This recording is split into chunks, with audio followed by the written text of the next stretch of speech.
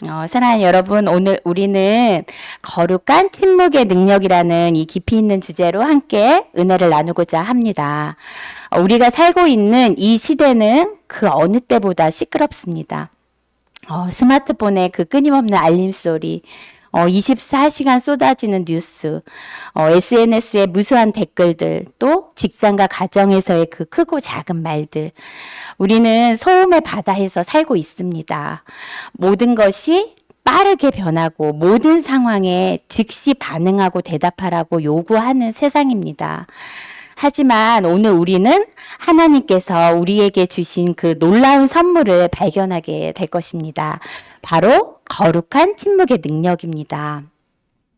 이 침묵은 단순한 조용함이나 말이 없는 그 상태가 아닙니다. 이것은 하나님의 임재가 함께하는 거룩한 침묵이며 개인과 공동체, 나아가 세상을 변화시키는 그 놀라운 능력이 담긴 침묵입니다. 성경을 펼쳐보면 하나님께서 침묵을 통해 행하신 놀라운 역사들을 발견할 수 있습니다. 그리고 오늘날에도 여전히 그 능력은 살아있고 역동적으로 우리의 삶 속에서 역사하고 있습니다. 성경에서 가장 놀라운 침묵의 능력을 보여주는 사건은 여리고성 함락입니다. 여리고는 가나안 땅의 첫 관문이었어요. 이 성은 단순한 도시가 아니었습니다. 두께가 1m에서 2m 그 이상의 높은 돌담으로 이루어진 이중 성벽 구조였어요. 그리고 그 가운데 돌로 쌓은 망대는 높이가 9m, 또 직경 8m의 둥근 기둥형 돌탑이 있었다고 해요. 그리고 성 안에는 풍부한 식량이 저장되어 있어서 항아리마다 곡식을 가득 채우고 살 정도였대요. 성문만 닫아 걸면 수년 동안 어떤 군대도 무너뜨릴 수 없는 난공불락의 요새였습니다. 40년간의 그 광야 생활로 지친 이스라엘 백성들이 이런 견고한 성을 마주했을 때의 심정을 상상해 보세요. 어땠을까요? 인간적으로는 정말적인 그 절망적인 상황이었을 거예요. 그런데 하나님께서 여호와에게 주신 전략은 무엇이었습니까? 여호수아 6장 3절에서 4절 말씀을 보면 너희 모든 군사는 성을 둘러 성 주위를 매일 한 번씩 돌되 엿새 동안을 그리하라. 제사장 7은 7 양각 나팔을 잡고 언약궤 앞에서 행할 것이요 7째 날에는 성을 7번 돌며 제사장들은 나팔을 불 것이라고 이렇게 기록되어 있어요. 그런데 여기서 우리가 가장 주목할 점은 10절의 말씀입니다. 여호수아가 백성에게 명령하여 이르되 너희는 외치지 말며 너희 음성을 들리게 하지 말며 너희 입에서 아무 말도 내지 말라. 그리하다가 내가 너희에게 명령하여 외치라 하는 그 날에 외칠지니라 하고 그러니까 6일 동안 이스라엘 백성들은 말 한마디 없이 조용히 성 주위를 돌았어요. 여기에는 몇십만 명의 백성과 군사들이 참여했겠죠. 한번 상상해 보세요. 몇십만 명이 완전한 침묵 속에서 질서정연하게 성을 막 도는 거예요. 이때 여리고 사람들은 얼마나 큰 충격과 두려움을 느꼈을까요? 처음에는 쟤네 왜 저러지? 어이없네? 그죠? 그러다가 그 반복되는 침묵의 그 상황들 속에서 충격과 막연한 두려움이 생겼을 것 같아요. 일반적으로 전쟁에서는 큰 소리로 외치며 적을 위협합니다. 하지만 이 침묵의 행진은 그 어떤 전쟁 함성보다 더 큰 공포를 주었을 것입니다. 왜냐하면 이것은 단순한 인간의 전략이 아니라 하나님의 임재가 함께하는 거룩한 침묵이었기 때문입니다. 마침내 7째 날 하나님의 그 정확한 타이밍에 백성들이 큰 소리로 외쳤을 때 그 견고한 성벽이 무너져 내렸습니다. 이것이 바로 거룩한 침묵의 능력입니다.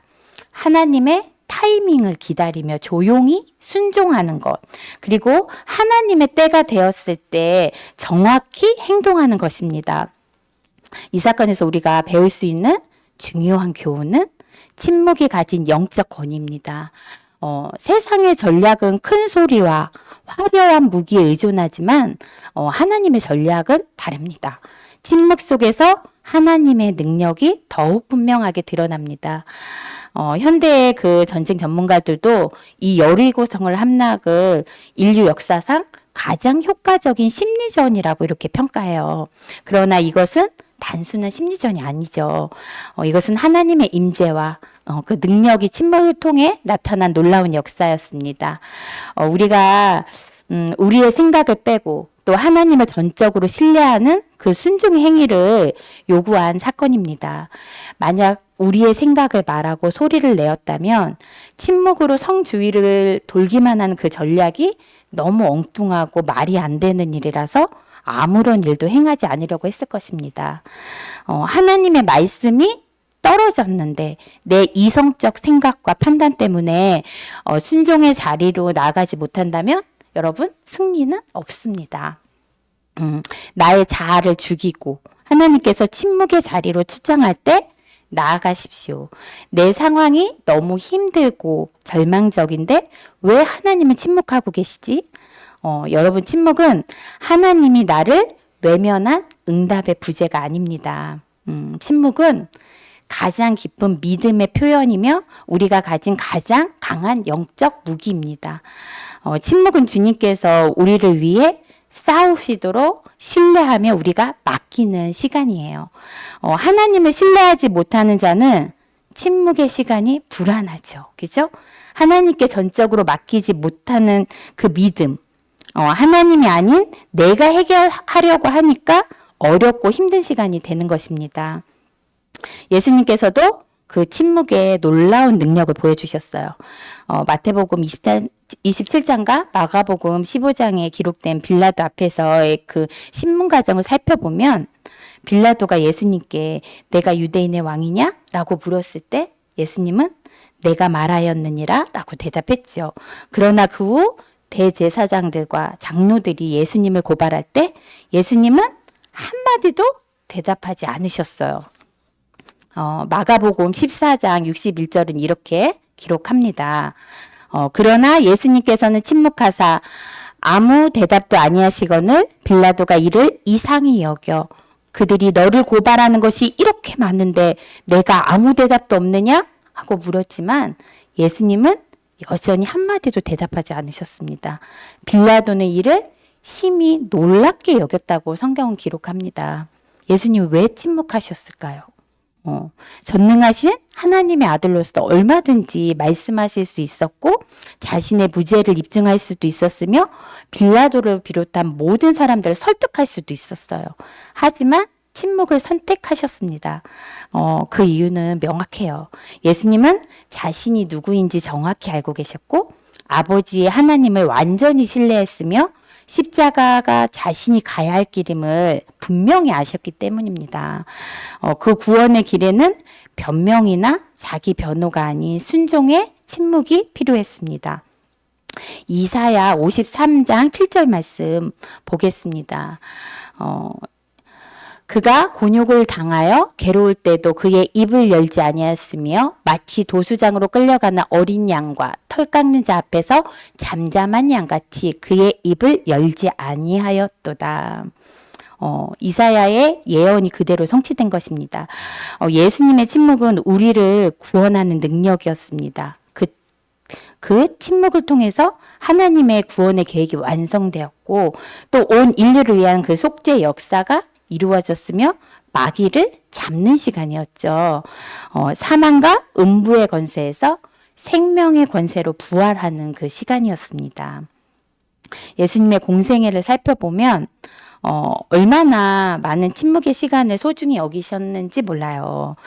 새벽 미명이죠. 나가서 한적한 곳에서 기도하시고 또 예수께서 기도하러 산으로 가서 밤이 새도록 하나님께 기도하시니라. 이렇게 한적한 곳에 늘 가셨어요. 예수님은 바쁜 사역 중에도 지속적으로 조용한 곳을 찾으셨습니다. 이것은 단순한 휴식을 위해서가 아니죠. 그렇죠? 어떤 위대한 설교를 준비하거나 기적을 계획하기 위해서도 아니었습니다. 오직 아버지 하나님과의 그 깊은 교제와 영적 충전을 위해서였습니다. 이런 침묵의 시간들이 있었기 때문에 예수님은 그토록 권위 있는 사역을 감당하실 수 있었어요. 군중들이 뭐라고 해요? 그의 가르치시는 것이 권위 있는 자와 같고 서기관들과 같지 아니함이라고 이렇게 놀라워한 것도, 또 귀신들이 예수님 앞에서 두려워한 것도 바로 이런 아버지와의 깊은 그 침묵의 교제에서 나온 영적 권위 때문이었습니다. 거룩한 침묵은 하나님과의 깊은 만남의 장소이고 또 영적 권위와 능력의 권위입니다. 우리의 일상에서도 그 침묵의 놀라운 능력을 경험할 수 있습니다. 특히 인간관계에서 침묵이 가져다주는 그 치유와 회복의 능력을 살펴보자면 우리의 부부 관계를 예로 한번 들어볼게요. 어느 부부든 우리는 갈등의 순간이 있어요. 그렇죠? 한쪽에서 감정이 격해져서 큰 소리로 말할 때 우리의 자연스러운 반응은 뭐예요? 맞서 싸우는 거죠. 그렇죠? 똑같이 목소리를 높이고 자신의 입장을 정당화하고 또 상대방의 잘못을 막 지적하고 지적하고 싶은 그런 충동들이 막 일어나잖아요. 하지만 그 순간 깊은 우리가 한숨을 쉬고 침묵을 선택한다면 어떨까요? 이것은 두려워서가 아니라 지혜에서 나온 선택이죠.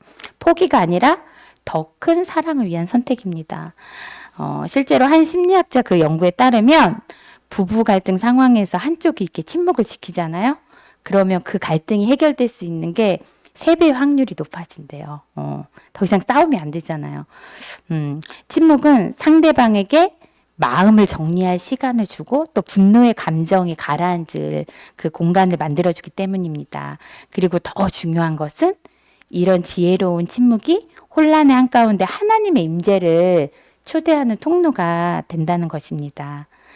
두 사람이 서로 소리 지를 때는 어떻게 해요? 하나님의 음성을 들을 수 있나요? 없죠.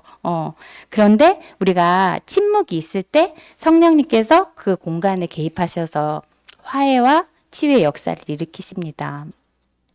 우리 직장 생활에서도 침묵의 능력을 경험할 수 있죠.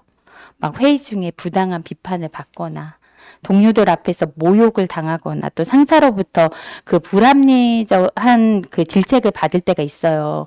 그런데 그런 순간 우리 안에 모든 것이 즉시 반응하고 변명하고 반박하고 싶어요. 그렇죠? 하지만 그 순간 때론 침묵을 선택한다면 이게 물론 쉽지 않은 일이지만 종종 예상치 못한 결과를 가져오죠.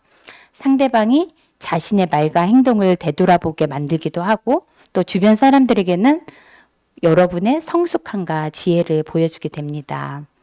잠언 17장 28절 말씀에 미련한 자라도 잠잠하면 지혜로운 자로 여겨지고 그의 입술을 닫으면 슬기로운 자로 여겨지느니라. 아멘. 이것은 단순히 참는 게 아니에요.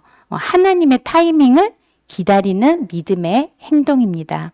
하나님께서 상황을 보고 계시고 또 적절한 때에 변호해 주시고 옳고 그름을 밝혀주실 것을 믿는 우리의 그 신앙의 표현입니다.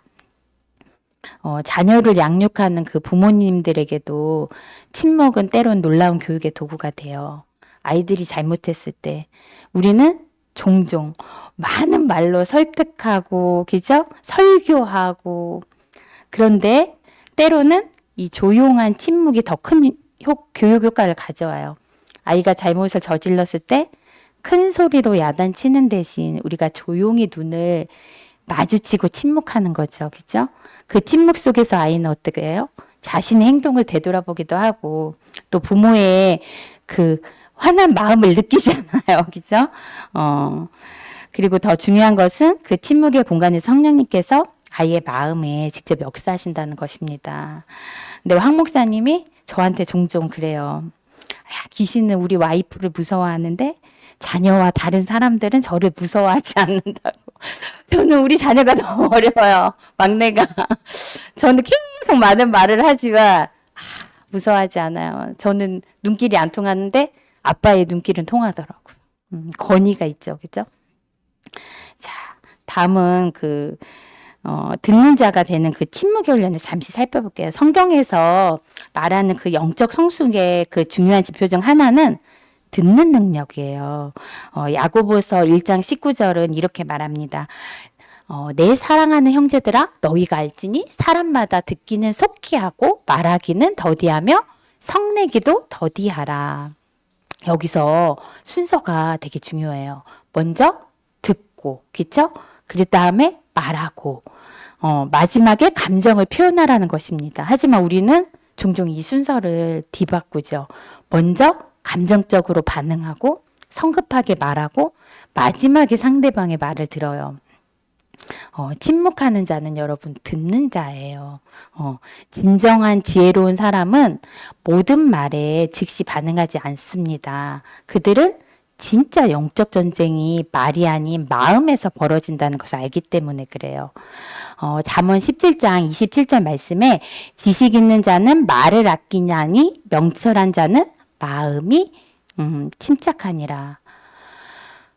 침묵의 훈련을 통해 우리는 하나님의 음성을 더 선명하게 듣게 돼요. 나의 자아의 소리는 줄어들고 그 성령님의 세미한 음성은 더욱 분명해집니다. 이것이 바로 영적 성숙의 과정입니다. 세상에서는 근데 어때요? 말을 잘하고 논쟁에서 이기는 그 사람이 성숙하다고 여겨지죠. 그리고 토론에서 상대방을 막 논리적으로 굴복시키고 또 회의에서 자신의 의견을 강력하게 주장하는 사람, 문제가 생겼을 때 즉시 해결책을 이렇게 제시하는 사람이 능력 있다고 이렇게 평가받잖아요. 그죠? 근데 하지만 하나님 나라에서는 전혀 다른 기준이 적용돼요. 말할 충분한 이유가 있음에도 침묵을 선택할 때, 또 자신을 변호할 수 있음에도 조용히 있을 때, 반박할 논리가 있음에도 입을 다물 때 참된 영적 성숙이 나타납니다. 우리가 억울한 일을 당하거나 또 오해를 받을 때, 부당한 공격을 당했을 때 우리 안에 모든 것이 막 반응하고 싶어 하죠. 그죠? 자존심도 상하고 분노도 막 치밀어 오르고 즉시 자신을 우리는 변호하고 싶어 해요. 하지만 바로 그 순간이 영적 성숙을 보여줄 수 있는 귀한 기회입니다. 평안의 영으로 우리가 침묵을 지키는 것, 이것이 진정한 성숙함입니다. 이것은 무기력함이나 체념이 아니에요. 이것은 하나님께서 모든 것을 보고 계시고 또 적절한 때에 변호해 주실 것을 믿는 믿음의 표현이에요. 그래서 우리는 교회 안이나 막 주변에서 많은 일들이 일어나죠. 그런데 때로는 그 모든 것을 반응하면서 이렇게 영적 에너지를 소모하지 않으셨으면 좋겠어요. 우리 또 최근에 그러할 일들이 있어요. 그렇죠? 그런데 저는 침묵하셨으면 좋겠어요. 좀 참으로 이렇게 안타깝지만 또 뭐 마귀는 늘 그래요. 호시탐탐 어떤 사건을 계기로 이렇게 말을 섞고 반응하는 것을 막 기다릴 거 아니에요. 그쵸? 그런데 우리의 대처는 침묵이었으면 좋겠어요. 왜냐하면 하나님이 판단하시고 때가 되면 다 변호해 주실 거예요. 자, 여러분 침묵은 또한 절제와 인내를 배우는 훌륭한 훈련장이 됩니다. 갈라디아서 말씀에 성령의 열매 중에 절제와 인내가 포함되어 있는데 침묵의 훈련을 통해 이런 성품들이 우리 안에서 자라나요. 지금 당장 말하고 싶은 충동을 억제하는 거, 즉시 반응하고 싶은 욕구를 절제하는 거, 하나님의 타이밍을 기다리는 그 인내, 이 모든 것들이 침묵의 훈련을 통해서 길러집니다. 현대 심리학에서도 당장의 만족을 참고 기다릴 줄 아는 아이들이 나중에 어떻게 해요? 더 큰 성공을 거둔다는 것이 이게 막 입증되었잖아요. 침묵의 훈련은 바로 이런 충동 조절 능력을 기르는 영적 훈련이에요. 그리고 더 중요한 것은 이런 절제와 인내가 우리에게 반성과 기도, 회개의 공간을 열어준다는 것입니다. 즉시 반응하지 않기 때문에 우리가 상황을 더 객관적으로 볼 수 있어요. 그리고 우리의 마음을 살펴볼 수 있고 돌아볼 수 있고 또 하나님께 지혜를 구할 수 있는 시간을 갖게 됩니다. 또한 침묵은 우리를 여러 종류의 그 죄로부터 보호해주는 강력한 방어막 역할을 해요. 특히 말과 관련된 죄들로부터 우리를 지켜줍니다. 야고보서 3장 2절 말씀에 보면 우리가 다 실수가 많으니 만일 말에 실수가 없는 자면 곧 온전한 사람이라 능히 온몸도 굴레를 씌우리라. 야고보서 3장은 혀의 파괴적인 그 능력에 대해 자세히 설명해요. 작은 혀가 어떻게 큰 배를 조종하는 작은 키와 같고 또 작은 불이 어떻게 큰 산을 태우는지 비유로 설명합니다. 그리고 8절에서는 혀는 능히 길들일 사람이 없나니 쉬지 아니하는 악이요 죽이는 독이 가득한 것이라고 말해요. 우리 말의 그 충동 속에서 우리는 얼마나 많은 실수를 하는지 몰라요. 부주의한 그 한마디로 상대방에게 상처를 주기도 하고 또 날카로운 반응으로 우리가 관계를 망가뜨리기도 해요. 또 잘못된 타이밍에 그 말로 기회를 놓치고 또 우리가 감정적인 말을 앞세워서 말로 이제 후회하게 됩니다. 잠언 10장 19절 말씀에 보면 말이 많으면 허물을 면하기 어려우나 그 입술을 제어하는 자는 지혜가 있다고 합니다. 입과 혀를 지키는 자는 그 영혼을 환난에서 벗어난다고 말씀합니다. 우리가 생각 없이 말을 많이 할수록 죄의 위험이 커져요. 거짓말, 비방, 중상모략, 또 분노의 말, 음란의 말, 교만한 말, 이 모든 것들이 말을 많이 할 때 나오기 쉬워요. 하지만 침묵은 우리의 강력한 보호막이 되어 입술을 지키는 것은 우리의 영혼을 지키는 것과 같습니다. 침묵을 할 줄 아는 사람은 이런 말의 죄들로부터 자신을 보호할 수 있습니다. 그리고 또 지혜롭게 침묵할 줄 아는 사람의 말은 특별한 무게를 가져요. 왜 항상 매일 매사 막 말이 많고 떠들고 모든 상황에 그 반응하는 사람의 말은 어떻게 해요? 가벼워 보이잖아요. 그리고 그저 수많은 소리 중에 하나로 이렇게 묻혀버리지만 침묵할 줄 아는 그 사람이 입을 열 때는 사람들이 귀를 기울여요. 왜 그럴까요? 몇 가지 이유가 있는데 첫째는 선택적으로 말하는 사람의 말에는 깊이가 있기 때문에 그래요. 모든 생각을 다 말하지 않고 신중하게 선택해서 말하기 때문에 그 말 속에는 깊은 사고와 성찰이 담겨 있습니다. 그리고 둘째, 침묵할 줄 아는 사람의 말에는 평안이 있어요. 감정적으로 반응하지 않고 마음이 그 평안한 상태에서 나오는 말이기 때문에 듣는 사람도 평안을 느껴요. 그리고 그 말에는 방향성이 있어요. 단순히 감정을 토로하거나 불평을 늘어놓는 것이 아니라 건설적이고 유익한 방향으로 상황을 이끌어가는 말이죠. 그리고 그 말에는 하나님의 임재가 함께합니다. 침묵의 시간 동안 하나님과 교제하며 나온 말이기 때문에 그 말 속에는 성령님의 지혜와 능력이 담겨 있어요. 실제로 예수님의 말씀이 그러했죠. 예수님께서 말씀을 마치심에 무리들이 그의 가르치심을 놀라니 이는 그 가르치시는 것이 권위 있는 자와 같고 그들의 서기관들과 같지 아니함이라라 하잖아요. 그렇죠? 예수님의 말씀에 권위가 있었던 것은 늘 아버지와 그 깊은 침묵의 교제를 통해서 하나님의 마음을 받으셨기 때문에 그래요. 자, 침묵은 또 우리에게 기쁜 내적 평안을 가져다 줘요. 끊임없이 말하고 반응하는 삶은 우리의 마음을 지치게 만들고 또 영적으로 고갈시켜요. 하지만 침묵의 시간을 갖는 것은 우리의 영혼에게 휴식과 또 회복의 시간을 제공합니다. 그리고 침묵은 우리의 영적 감각을 예민하게 만듭니다.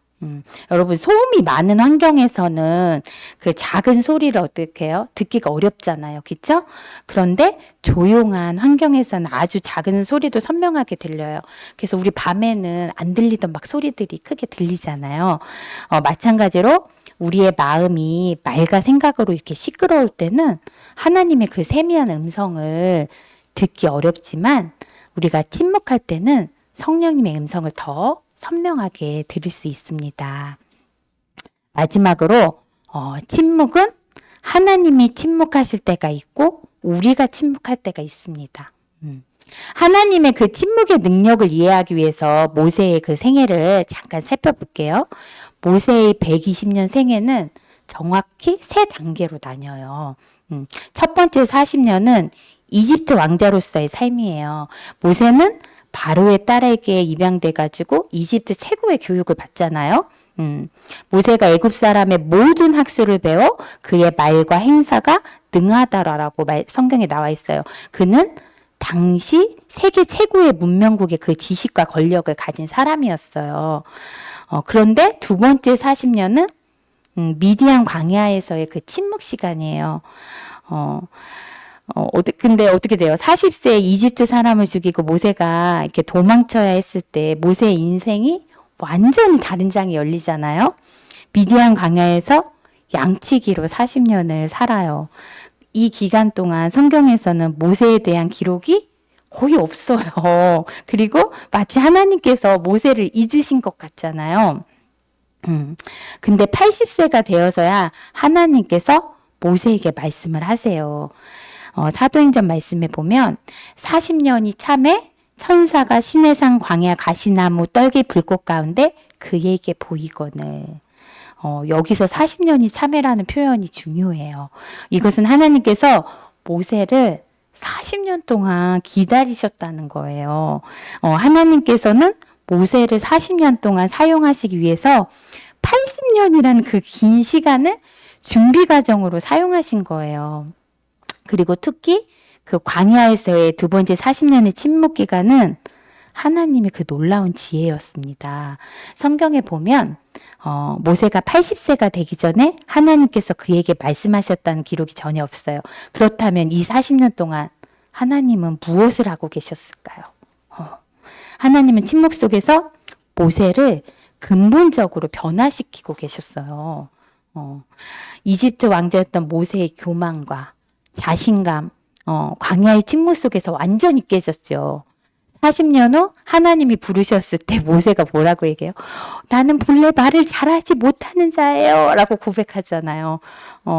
그만큼 낮아졌죠. 민수기 말씀에 보면 이 사람 모세는 온유함이 지면의 모든 사람보다 승하더라고 이렇게 기록해요. 이런 온유함은 광야의 침묵 속에서 형성된 것입니다. 그리고 이집트의 부와 권력에 의존했던 모세가 광야에서 오직 하나님만 의존하는 법을 배우는 시간이었어요. 그리고 또 양을 치면서 목자의 마음을 배웠고 또 이것이 나중에 이스라엘 백성을 이끄는 그 지도자가 되는데 필수적인 그 자질이 되었습니다. 이것이 바로 하나님의 침묵의 그 능력입니다. 겉으로는 아무 일도 일어나지 않은 것 같았지만 하나님께서는 그 침묵 가운데서 우리를, 모세를 이렇게 철저히 준비시키고 변화시키고 계십니다. 우리의 인생에도 이런 침묵의 기간들이 있어요. 그죠? 기도해도 응답이 없는 것 같고 하나님이 멀리 계신 것 같고 아무런 변화나 발전이 없는 것 같은 그 시기들. 이럴 때 우리는 종종 좌절하고 막 의심하죠. 하나님이 살아계신 거 맞나? 날 떠난 건 아니야? 없는 거 아니야? 하지만 모세의 경우를 통해서 우리는 그 중요한 교훈을 얻었죠. 하나님의 침묵은 무관심이 아니라 준비입니다. 하나님께서 침묵하고 계실 때는 더 큰 사역과 축복을 위해 우리를 준비시키고 계시는 것입니다. 마찬가지로 우리가 드리는 침묵도 하나님께 대한 응답이 될 수 있습니다. 모든 감정이 즉각 반응적이고 싶을 때, 그죠? 모든 상황에 대해 말하고 싶어질 때, 침묵을 선택하는 것은 하나님을 신뢰한다는 우리 믿음의 고백이에요. 왜? 하나님께서 하실 거니까, 하나님께 맡긴 거니까. 이것은 신뢰하는 자의 응답이며 믿는 자의 응답입니다. 하나님께서 모든 것을 보고 계시고 가장 좋은 때에 가장 좋은 방법으로 응답해 주실 거라는 믿음의 표현이에요. 우리가 침묵할 때 하나님께서는 그 공간에서 역사하세요. 우리의 원수를 혼란스럽게 하시고 상황을 변화시키시고 오직 하나님만이 하실 수 있는 그 놀라운 일들을 행하십니다. 말씀을 정리합니다. 거룩한 침묵은 우리를 다듬고 강하게 하시며 하나님만을 의지하도록 훈련시키는 거룩한 도구입니다. 침묵은 순종할 수 있는 마음을 준비시키시고 겸손한 자세로 이끌며 주님의 뜻에 귀를 기울이게 만듭니다. 변명보다는 인도를 구하게 되고 또 자신의 소리보다는 하나님의 음성에 집중하게 합니다. 우리는 사무엘처럼 말씀하소서 주의 종이 듣겠나이다라고 고백할 수 있기를 원합니다. 순종하는 자는 먼저 조용히 기다릴 줄 아는 자예요. 거룩한 침묵은 단순한 조용함이 아닙니다. 그것은 하나님의 임재가 함께하는 능력 있는 침묵이며 우리를 변화시키고 세상을 변화시키는 그 놀라운 도구입니다. 오늘부터 여러분의 삶에 거룩한 그 침묵의 시간을 만들어 보십시오. 그 침묵을 통해서 하나님의 놀라운 능력을 경험하고 또 참된 영적 성장과 축복을 받게 되기를 축복합니다. 여호와께서 너희를 위하여 싸우시리니 너희는 가만히 있을지니라. 이 말씀이 오늘 우리 모두의 삶 속에서 실현되기를 주님의 이름으로 축복합니다.